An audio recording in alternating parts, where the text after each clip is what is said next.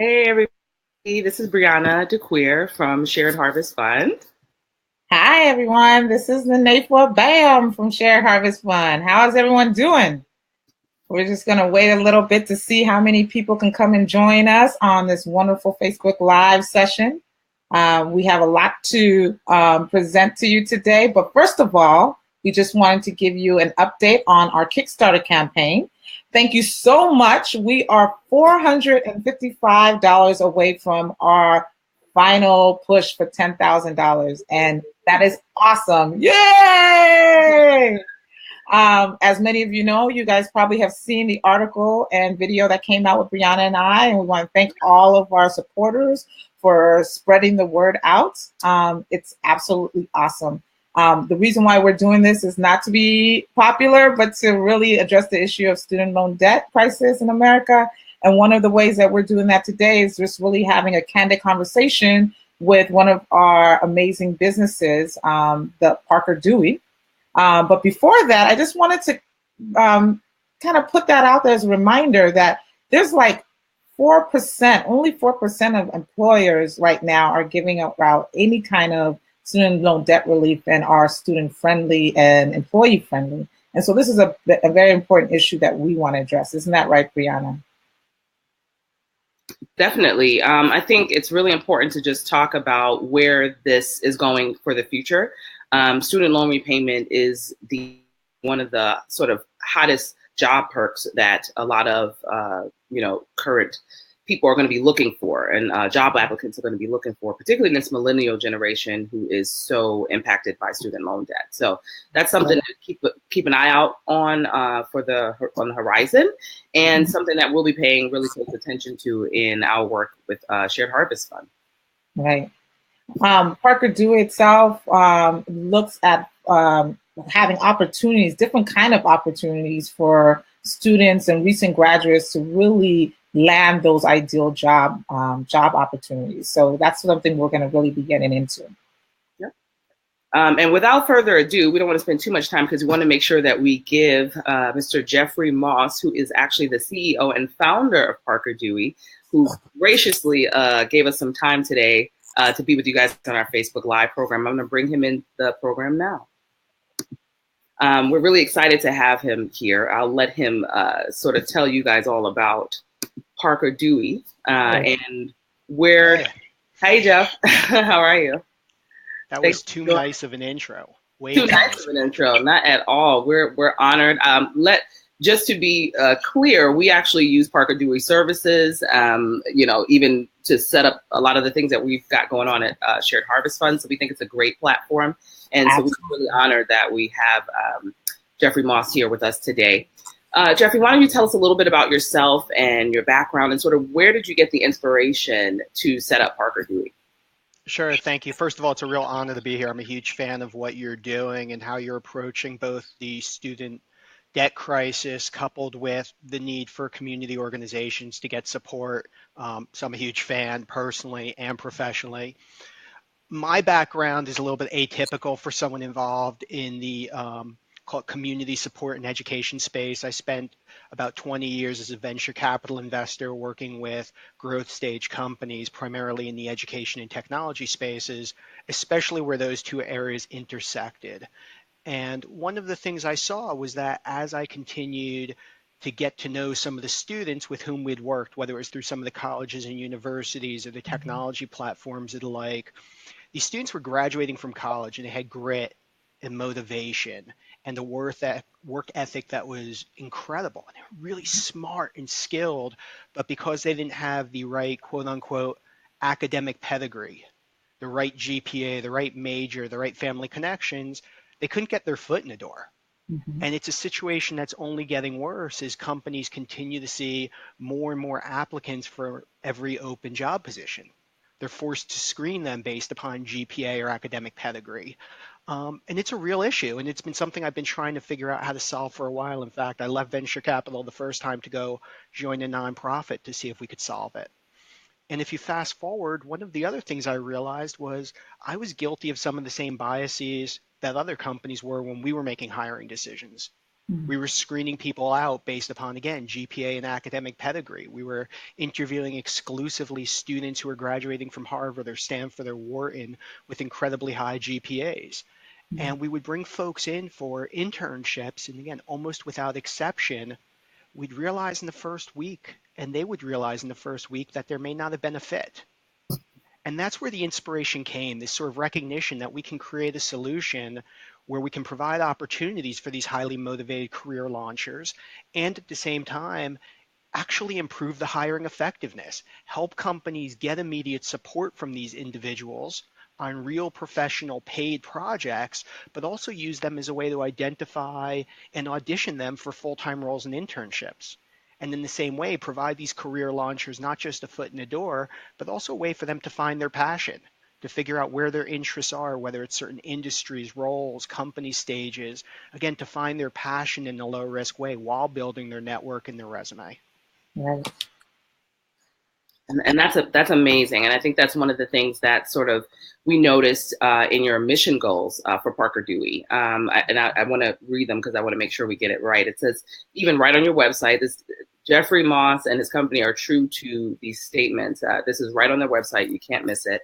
It says the goals are to fill staffing gaps, improve hiring outcomes, access new talent pools, decrease costs, and improve diversity. I think everybody sees that buzzword diversity and thinks that's just from your sort of ethnic background. But can you speak to, I think you alluded to it a little bit, but can you speak to what you mean by diversity as it relates to job hiring and job hiring practices outside of just, your ethnic background? Sure, you hit the nail on the head. Again, it's diversity across every way. We keep on hearing about companies with massive diversity initiatives, and what it means is hiring the top student with a different race or ethnicity from Harvard or from Northwestern. And again, not that there's anything wrong with hiring those folks, but they're not looking at real diversity, people with different backgrounds. In fact, there was a Harvard Business Review study that was just published earlier this week that talked about the value of diversity, but it has to be real. It Right. can't be, as we call it, check the box diversity. And what we really like about this is it's driving real authentic diversity, not just within the human resource departments of companies, but within the departments themselves, within the hiring managers. So for instance, we're talking with human resource teams where they say, I meet amazing talent from different schools, different majors, different backgrounds. And if they don't have, again, the right GPA, I can't even get a hiring manager to interview them. Mhm. Now what they're finding is by offering the hiring manager access to this highly motivated resource for a very, very short-term, low commitment experience, not only is it helping that individual get his or her foot in the door, but what it's also doing is teaching that hiring manager that you don't need that academic pedigree, that you can come from a different background or major or whatever and do an amazing job. So again, we're training. It's something that doesn't happen overnight, but that's the way to make it self-sustaining, is to provide those opportunities for individuals to really show off to companies. And look, we have 3 rules for the platform. Sorry to segment or to digress for a second here, but one of the rules is that we only allow students on the platform who want to be there. We've had universities and colleges come to us who say we want to make this part of our curriculum or part of a class, and we've Mhm. said no. We Right. only want those that have proactively said yes. I want these opportunities. I want to explore career paths. I want to work on these projects. And that's important because you're getting those that have, again, the grit and the motivation, irrespective of what their backgrounds are. The second 2 rules are, again, at least worth mentioning, especially given the mission of Shared Harvest. The second is we don't and we never will charge when students get hired for internships and full-time roles. We're not a staffing firm. I don't Mhm. ever want to create friction where Yeah. a company says, "Gosh, I wanna hire that individual, but I have to pay some staffing firm $5 grand or $10 grand. Let me look elsewhere, or let me knock That's down a his or her big salary." deal. I It's a want to huge emphasize deal. that. It's a Yeah. huge deal. And the third rule is every project on our site is paid and professional. I Mhm. don't believe in free internships. I don't believe in free work, both morally and also the fact that unpaid internships discriminate against those who come from less affluent backgrounds. They can't Mhm. afford to work for free. Our view is pay the student. And again, it's been a non-issue with the companies. which is really nice to see. That's excellent. There was an article that highlighted a young woman who was in nursing graduate school, and she said she took student loans out to afford to pay for her 1 year clinical internship. And just imagine that, they're working on, just like any other employer, but they're paying to be there. It's it's depressing, and again, not to get political here, but it's true on both sides of the aisles that we hear the politicians talk about fair wages, and then you go onto their website and you see they're not paying their interns. It baffles me. How can you not be willing to pay someone for work? Right. Again, sorry to get political. Both sides, though, it really is. So I guess it's non-political. Excuse me. Sorry. No, I mean, and I think that's one of those things where, you look at it, and this is all part of both your platform and our platform to start changing the conversation around what we do with not just hiring practices, but how we treat our students, how we treat our young people who go to school and really want to focus on, bettering themselves, and how do you make sure that they have these opportunities available to them. I think that's, oh my goodness, it's everything.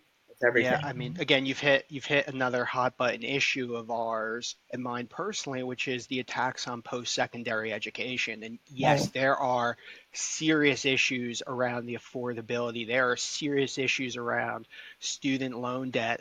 What's interesting, though, is two things. First of all, we're starting to see the colleges and universities getting more creative as to how they're approaching it. I mean, what Purdue is doing, they just announced another tuition freeze, and they're doing some interesting lending models that align to equity. So we're seeing the schools of all levels, of all sizes, starting to respond.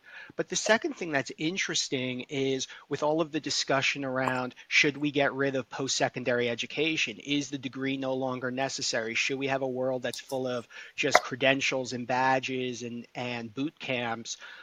What's interesting is if you actually look at the NACE survey, the National Association of Colleges and Employers, they did a report last year where they interviewed companies and hiring managers and HR departments. And if you look at what they are seeking from hires, not one of the top 5 things, or I think even the top 10, are technical skills. They want students and grads who have communication skills and grit and work ethic and the ability to problem solve. And when you think about what post-secondary education is about, irrespective of major, it's about training those skills. Exactly. So asking, it's teaching, it's helping drive the student's ability to learn. It's learning how to learn. And that's, I think the schools need to do a better job, and we're seeing them start to do it, showing those crosswalks, showing the crosswalks from the philosophy class to the quote unquote real world. Absolutely. And along with that, Brown University has also pushed a lot of initiative to eliminate their undergraduate loan debt too. I think it's called a Need Blind Initiative. So they're not offering student loans anymore, which is pretty excellent. I mean, the Ivy Leagues in particular are facing a challenge that they've never faced, because as they're trying to drive diversity and inclusion initiatives, whether it's around first generation or race or background or socioeconomic, what's interesting is they're facing challenges they haven't historically faced, such as student loan, such as career readiness or college to career transitions, because the students don't have the same family connections or networks to understand the different options and to really demonstrate their professional skills, and they're graduating with more debt. And again, to your point, what's nice to see is that the schools are not sitting on their proverbial laurels, but they are being responsive. Again, they can all do more, but I love the responsiveness we're starting to see, but it needs to be complemented again with efforts such as what you're doing with Shared Harvest. So again, I commend you personally and professionally. Well, thank you for that. Why did you choose to use students? That's one of the things that people, we really liked Parker Dewey and what you guys are doing, because you focus on using the student population and recent graduates to staff your jobs or your gigs, if you will. Yeah. Why not use a more seasoned professional? Why do you focus on this group in particular? And what do you think the benefits are to both the job hire or the student or recent grad, and what do you think are the benefits to the companies to use such newbies, if you will? Yeah, no, we use the term career launcher, defined as, again, college student, graduate student, or recent college graduate.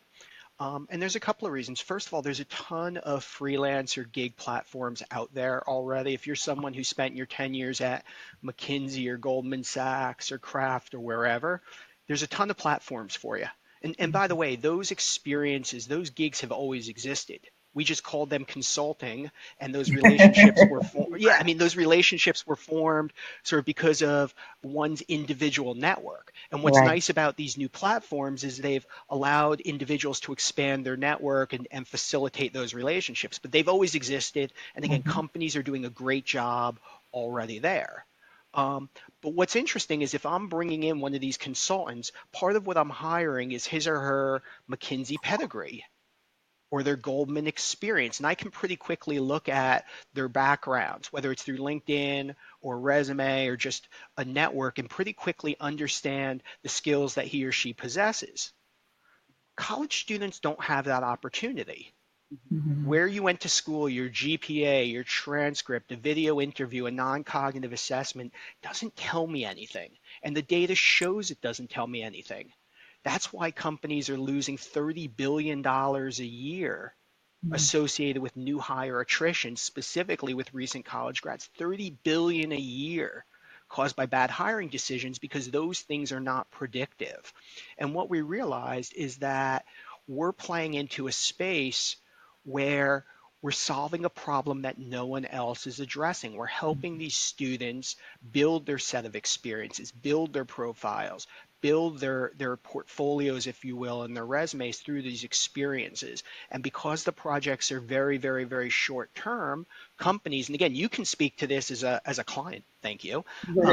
Companies, because the projects are short term and low risk, low commitment, you're not committing to having someone for 10 weeks, companies are more willing to look outside the traditional box, to, in their words, not mine, take a chance on someone who came from a different school or different major, different background, because they're not committing to having them in the office for 10 weeks. Mhm.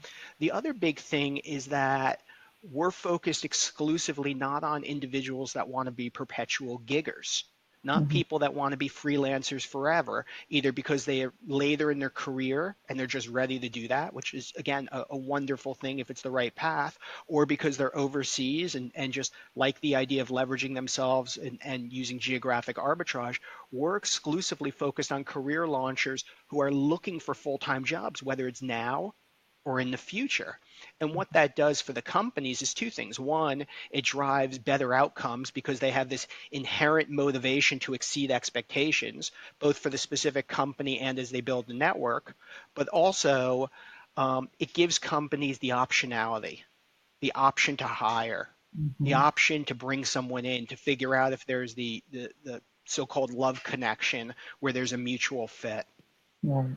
And I have to speak on that because with our experience is that with the students that we hired on was we had to expand on their work because they were so amazing. And so we just added them and extended the work time that they were. And that's an example of being able to not only get your foot in the door to show what you can do, but just really impress the employer enough to say, wow, this person can fill a Yeah. lot more shoes than I anticipated. Oh my goodness. I mean, So again, that you're hitting the nail on the head. I got in an argument with the founder of one of the large freelance sites where they said in the future everyone's going to be giggers. And millennials don't want jobs, they just want to freelance. And basically, I called him out. I said, it's not true. You mhm, talk to the college students and recent grads, they want jobs. The issue is they want the right job. They exactly. want to find a place where it's the right fit. The other thing we're seeing over and over and over is, again, companies or the media is talking about the fact that the employers don't want to create jobs. They want giggers. They want independent contractors. And again, that's false. There's Mhm, too much benefit to employer-employee relationships, whether it's around professional development or culture or institutional knowledge. But again, they want the right fit. And one of the things that we're seeing over and over and over again are companies are actually creating jobs after projects for these students. The students, mhm. like your experience, are doing so amazing that we're seeing companies say, oh, we never hired an intern before, but you're awesome. Why don't you Yeah, come work for us for the summer? We saw a exactly. company create a new social media position because the student came in and drove so much ROI. Mhm, One, she proved herself to the company and the company was blown away. But two, she also proved the benefit of having a full-time person in that role. And Mm. that's what's neat is this becomes a way for, again, both sides to explore without all of the risk and commitment. So Right. I get Yeah. pretty fired up about this stuff. That is You and I both. I know the passion is there. That's one of the things that at Shared Harvest we're hoping, our sort of debt freelancers will get online and just sort of look at some of the things that some of these nonprofits need and be able to create a space for jobs and to be creative. Like, listen, this is a skill that I have that I think will be of benefit to your nonprofit agency. They can create their own jobs. Even if the jobs aren't posted, you can just say, hey, this is something that I can do that I think one of you would benefit from. So I think Oh, yeah. sometimes you don't even know what you need until you get it. And I think that's one of the things that Nay and what you're saying right now with these companies don't even realize that that's what they're missing until Yeah. they And have it. And to your point, the nonprofits also, I mean, we've worked with a bunch, whether it's the Girl Scouts or PCD Foundation or Shared Harvest.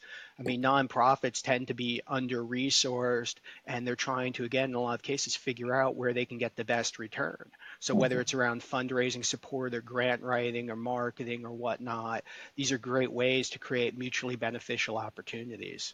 Yeah, absolutely.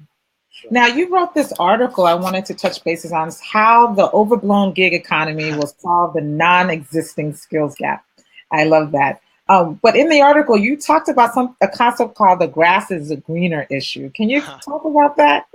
Yeah, the grass. This is the issue that makes me sound like an old man. Um, Yeah, so when I graduated college and went to work for an investment bank where I was working 80 to 100 hours a week, as was typical, um, and you have tough days and you have rough days, but most of my network back then was in the same jobs, and we'd all complain to one another, but that was it. And you go back to work. And what's happened now is through social media, individuals who are in their first job are on, whether it's Facebook or Instagram or Twitter or whatever, and I'm having a rough day at work. And I see a picture of my buddy who's at some startup, feet up on the desk, rubbing the company dog. And I'm saying, I don't want to be here at 2 in the morning in a suit and tie. I want to go work at the startup. And Uh-huh. meanwhile, my friend at the startup who's rubbing the company dog, she's not sure if she's going to get paid. She's working for a 21-year-old first-time CEO who's not sure what they're going to do. She doesn't know what she's doing. She doesn't feel like she's getting mentoring and coaching. And she might see the picture I posted on social media a week earlier where I was flying somewhere cool or talking about a great meeting or conference or event I was at. And she's saying, I don't want to work at a startup. I want to work over there. And you have this grass is greener. And again, for someone who has 5 or 10 or 15 years of experience, you have the context to know the grass ain't always greener. Things might look good at the startup, but here's all the challenges. Or things might look good at the big brand name consulting firm, but here's the challenges. And you have the context to understand the goods and the bads. But with these students right out of school, they don't have that context. They have one, maybe two consult or internships while they're in school, best case, and that's it. And then they're going and taking this full-time job without understanding, hey, the grass ain't always greener. Or if it is greener, that's okay too. But just understand before you make that decision. Right. No, absolutely. And I think you speak on that when you touch on that. You're also kind of talking a little bit to the attrition rate for with employees in this generation too, right?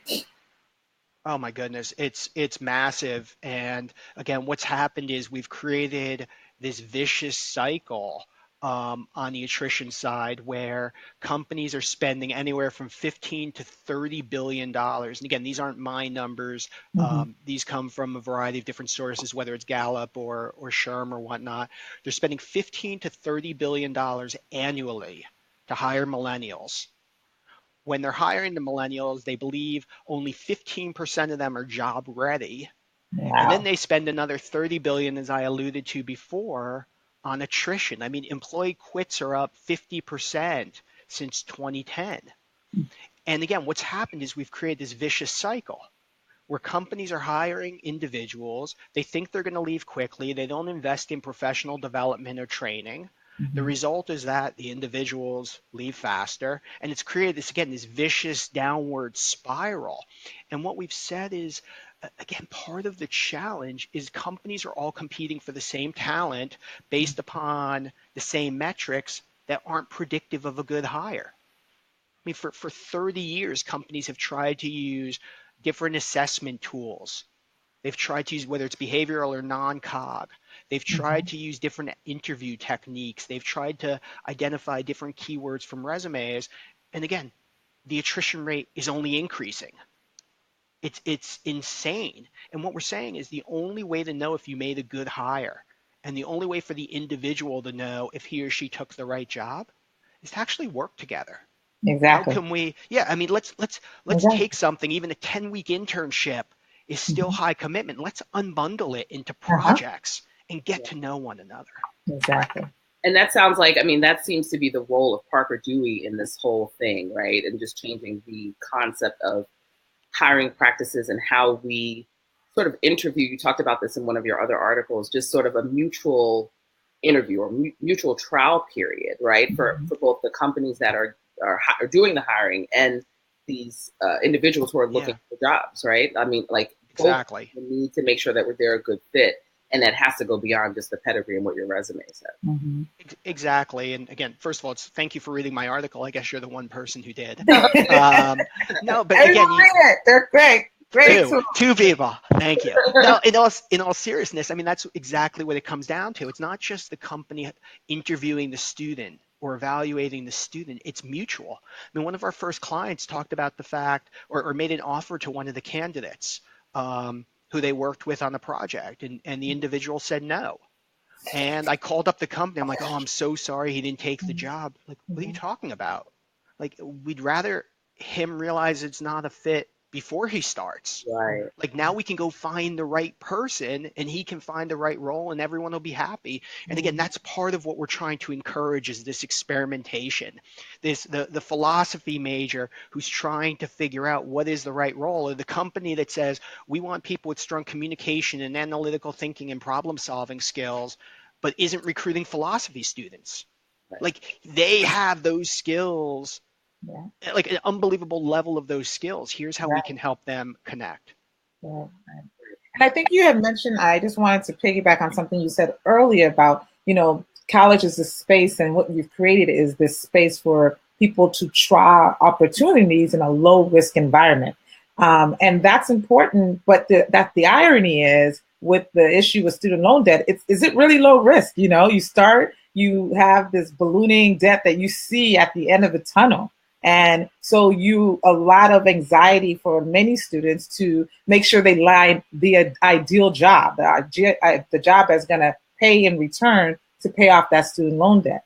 And I think sometimes that drives people away from their passion because they're thinking, what am I going to do to make a living? And I think with the platform Parker Dewey, you do get to taste that sense of, you can almost create yourself if you package yourself really well. And at the end of the tunnel, not only are you seeing yourself graduating, but you see yourself graduating in a job potentially with a company that you absolutely have enjoyed working with. Yeah, I mean, the only thing worse than graduating with a massive debt load is not graduating with a massive debt load.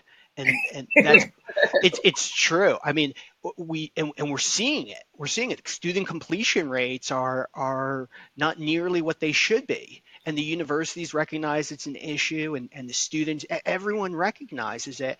And again, it's interesting. Lori Sparger, the COO at Purdue's College of Liberal Arts, said one of the biggest challenges is students are taking classes or work or majors with titles that don't sound like jobs. They go out, they're a philosophy major, and they don't see any companies hiring someone with the title philosopher. I mean, maybe Google does, but that's the exception. But meanwhile, if the schools can help the students, or the students, whether it's through micro internships or whatever way, can see that, yes, the communication skills I'm developing when I'm doing a dissertation on Nietzsche or Kant or whomever, they're teaching me research skills. They're teaching me how to craft an argument and communicate it effectively. Those skills are applicable across any industry, across any role. But we have to help the students understand it. And when they understand that context, it leads to better academic and career outcomes. I mean, part of the reason we named the company Parker Dewey is we're named after Francis Parker and John Dewey, two of the thought leaders in experiential learning. And that's what we're trying to do, is provide these experiential learning opportunities that students can get while they're in school and can then bring back into the classroom and benefit the entire student population. Excellent. Excellent.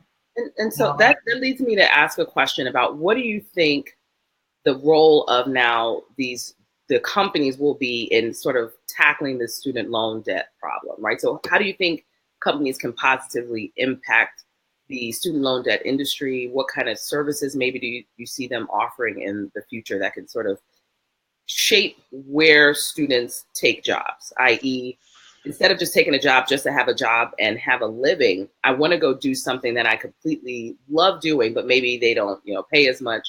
How can companies help solve this problem, in your opinion? Yeah, I think there's no one answer. I think companies are going to have to think through how to offer a competitive package, and it's not just financial; it's everything. Mm-hmm. I think one of the biggest ways that they can help address it is honestly just doing a better job hiring. I mean, we talk about this a lot that there is a massive, even with unemployment at whatever level it is, we see two interesting trends. First of all, we're at record levels for the number of open positions and time to fill those positions. So the jobs are there, but we're also at record levels of under and unemployment of recent college grads. So the jobs are there, the talent is there, it's the matching that's broken. And then let's look at the matching. The matching is being done right now by academic pedigree and GPA and all of these other things. So as the companies start looking beyond that and start hiring individuals that may come from different backgrounds with different majors, the student loan crisis will start to solve itself. And this is not a tilting at windmills comment with solving itself, but as the students are employed and continue to have jobs where they're being paid fairly, and the supply of talent or the imbalance starts to shrink, I think we'll start to see that solve. I mean, the other option that gets thrown out all the time is, should post-secondary be free? I don't know your perspectives. I don't think so. I think people perform much better when they have some skin in the game, but I do think we need to evaluate sort of the efficiency of our post-secondary institutions. And again, there's a huge range. Some are yeah. incredibly effective, some less so. But again, at least this crisis is putting a focus on it. But it's going to be up to the companies. It's going to be up to the individual companies, and I think it's going to turn into a competitive advantage. The ones that are offering aggressive options with regard to supporting the recent grads when it comes to student loan repayment and the like. Mm-hmm.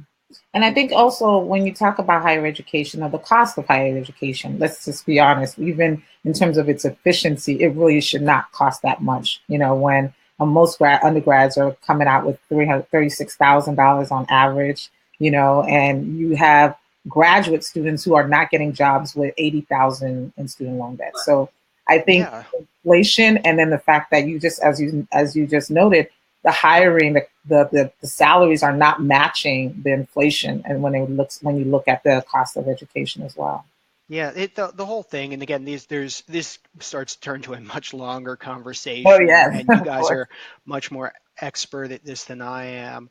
But a lot of this is driven by just inefficiencies in the market that were created by interference and taking away the alignment that once existed between between the stakeholders. And again, we're starting to see the right things happen. I think the focus on the issue, whether it's in the media or by organizations like yours and others, is great. Again, I know I keep on talking about Purdue, but the fact that the president announced another tuition freeze is pretty Mhm. incredible, and they're being thoughtful in ways to approach this. And even with the acquisition of the Kaplan business, providing more accessibility to a broader set of students. They Mhm. announced something a couple of months ago, Degree in 3, where they're Yeah. providing a thoughtful way for students to graduate in 3 years where they're still getting the same education. And it's not for everyone, it's only for certain students where Mhm. it's the right fit. But it comes down to, how do you create the right option and the right mix of options to deliver education both effectively and efficiently. And efficiently doesn't mean poorly. Efficiently doesn't mean sort of cutting corners. It means making sure that we're thinking more in terms of competencies as opposed to necessarily Carnegie credit hours. Right. But again, that's a much longer conversation. Cut out the fat. Sorry to Yeah. digress. No, I no. do have one last question, unless you have one, Brianna, for him. No, this is, I mean, we could be on here all day. I mean, Oh, my last question is, if you could describe yourself as a superhero, which superhero would that be?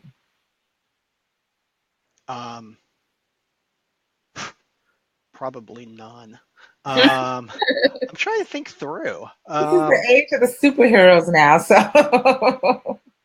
I'm not. Do you know what my daughter would probably describe me as Dash, That. from The Incredibles, because Uh-huh. her and I do 5Ks together, and she always gets mad because I run faster than her. Yeah, I'm not a superhero at anything. I am about as average or below average as it comes. I doubt that. So, Well, that's but that's our new generation of superheroes, like regular people doing a fascinating work. And I think that's what we're doing right there. thank you. Yes. Thank you. Thank you. Thank you. So I think what we really wanted to get across today for everyone is that, the student hiring practices and student loan debt crisis, all of those things go together. And the goal of Shared Harvest Fund and Parker Dewey is to start changing the conversation about how we think about what our ideal job looks like. How do we reach that ideal? How do we take people from non-traditional backgrounds and put them into spaces that may be better fits for them? I think the goal, as Jeffrey was mentioning with Parker Dewey, it's about having those people be able to have the opportunities to interview with jobs that they otherwise may not have ever had an opportunity to do so because of their background. For us, when we talk about our gig platform, if you will, we're looking at individuals, establishing long-term relationships with some of the nonprofits that they might be volunteering with, and even considering them as options for long-term employment. Nonprofits hire too. And often people, Nay's laughing, often people don't think about looking in the nonprofit sector for job opportunities. Some of this has to do with, their rates of reimbursement. But, when you partner with a company who looks at and wants to highlight those programs and also helps supplement that reimbursement by offering, student loan repayment benefits, this now becomes more of an appealing and a viable option for so many people. Absolutely. So I think that's something just to be said for both of our platforms in changing the thinking of how people go to find these forms of employment and finding what you love to do, right? Yeah. You love by loving what you do. That's our motto. Yes.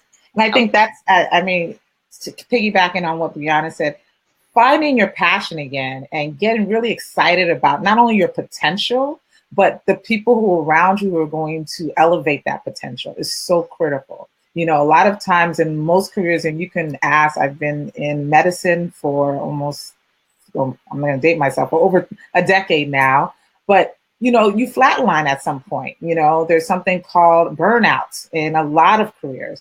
And the way to avoid that burnout is to surround yourself with people who are always challenging you and always finding the best in you. And then new projects, innovation is always a way to avoid burnout. Yeah. And learning how to do that early and remind yourself that you can always reinvent yourself. Learning how to do that early in college is so critical because it'll travel with you for the rest of your life. Yeah, I mean, the one thing I would just add, just to build upon that, is it's about taking ownership. It's about helping the career launchers, or really individuals at any stage in their career, but in particular the career launchers, take ownership for the outcomes. Mm-hmm. And take ownership for their pathway. And what we're trying to do is, one of my colleagues said it best, we're trying to democratize the process to make sure that those who want to take ownership have the options, that they're not being unfairly filtered out based upon, again, their GPA, their school, their pedigree, their network. How can we create more opportunities for these individuals who want to take ownership to take that ownership? So like I said, I love everything you're doing, and I'm a huge fan. Thank you. I want to thank you again, Jeffrey, for joining us today. I'm going to do a last plug for our Kickstarter campaign. If you see this around, happy your year. Just changing your focus, changing your approach. The Shared Harvest Fund has 70 hours left on our Kickstarter campaign. We are $450 away from our $10,000 goal, but it really, the Kickstarter is about building awareness. It's fundraising, but it really is about getting people on board on what we're doing and saying, hey, these ladies are up to something here, and supporting us for it. So if you haven't become a backer yet, you can go to Kickstarter.com and search Shared Harvest Fund, or SHF. And $5 donation is planting a seed. That means you get this, and you get that this is an issue, and you are backing us and supporting us for it. So I want to thank those who've already done it and are excited. We are going to be launching in a couple of months. So this opportunity is going to be available for everyone at that time. Great. Thank you guys for listening today. If you have any questions or comments for Shared Harvest, make sure you look us up at www.sharedharvestfund.org. Or if you want to check out Parker Dewey and you're looking for some, interesting gigs or looking for a new job, then definitely check out Jeffrey Moss and the team over at Parker Dewey at www.parkerdewey.com. I'll put that up so you guys can see it. Then you should be all set to go. Yes. Thank you. Any last words, Jeffrey? No, thank you so much, and really excited to be here and support the Kickstarter campaign. Thank you. Yes. All right, everyone have a great day and a wonderful weekend. Take care. Bye. Bye-bye.